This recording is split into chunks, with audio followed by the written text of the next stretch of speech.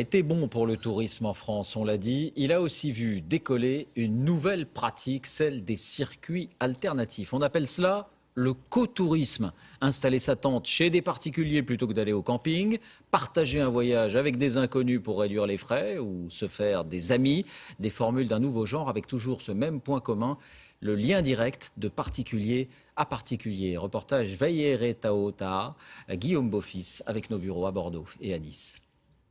Partir à l'étranger avec des inconnus, accepter que des personnes campent dans votre jardin, confier son yacht à des vacanciers, tout ça grâce à Internet.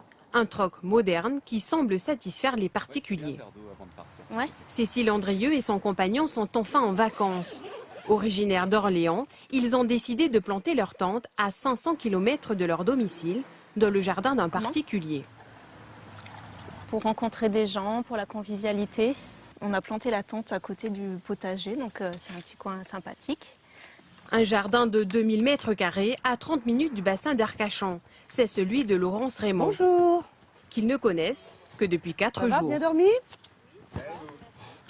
Il y a une première appréhension. À l'arrivée, il y a l'appréhension d'aller chez les gens, de les déranger dans leur quotidien. Les campeurs n'ont pas accès qu'au jardin. Laurence Raymond ouvre les portes de sa maison. Je viens faire la vaisselle. Un accès possible de 8h à 22h30. On peut utiliser l'évier pour faire la vaisselle ou autre. Et puis après, ils nous ont mis à disposition un frigo. Donc voilà, on a ce petit frigo pour nous. Et puis après, on peut utiliser les toilettes et la salle de bain également. Recevoir des campeurs, c'est tout nouveau pour cette cuisinière dans une école. Ce couple est en fait son deuxième client. Il paie 16 € la nuit. Pas mal de clients, on va dire entre parenthèses, de campeurs, m'ont posé la question, mais vous n'avez pas peur de recevoir des gens que vous ne connaissez pas et tout. Mais en fait, je leur expliquais que c'était la même chose pour moi et que c'est la même chose pour eux. Certains vont même plus loin, comme Émilie Benise, qui décide de partir à l'étranger pendant 3 semaines avec des inconnus. Et c'est sur ce site qu'elle a posté son annonce. Je recherche un ou une ou plusieurs partenaires pour faire un road trip de 3 semaines au Vietnam courant février 2016.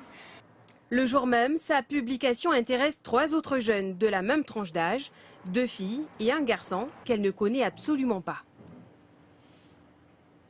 J'ai pas forcément d'amis qui peuvent partir soit à cette période-là ou dans ce contexte de road trip. À la fois ça fait peur, à la fois c'est intriguant. Si dans le pire des cas ça se passe mal, on n'a pas d'amitié à la base, donc ça ne gâchera pas une amitié. Et au meilleur des cas, si ça se passe bien, ça crée des liens. Son budget est limité, 20 € par jour. À 6 mois du départ, le matériel est déjà prêt et une première rencontre est prévue fin septembre avec ses covoyageurs. Lui, ce qu'il partage, c'est son bateau. Vous allez bien? Un yacht de 16 mètres de long amarré dans le port de Villeneuve-Loubet. Le propriétaire l'a acheté il y a 1 mois et demi. Donc, voilà. Ça permet de participer à son amortissement et à faire profiter des gens qui n'auraient pas l'occasion de le faire s'il n'y avait pas ce genre de pratique. Ancien propriétaire de restaurant, il se consacre désormais à cette nouvelle activité. Les locataires, eux, ne sortiront pas le bateau du port. Pour cette famille lyonnaise, le yacht n'est qu'un hébergement. On voulait changer des campings, des maisons, des hôtels. Et puis on est parti sur un site insolite. Et puis on a trouvé ça, les enfants ils voulaient. Et puis on n'est pas déçus. À l'intérieur, 4 cabines, 6 couchages, un séjour et une cuisine.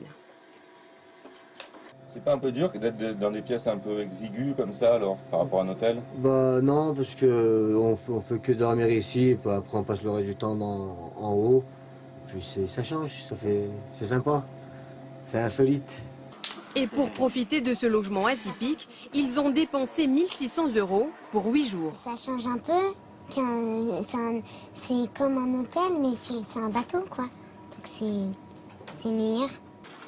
Le tourisme collaboratif est un succès, à une condition, locataires et propriétaires doivent se faire confiance. Et à quelques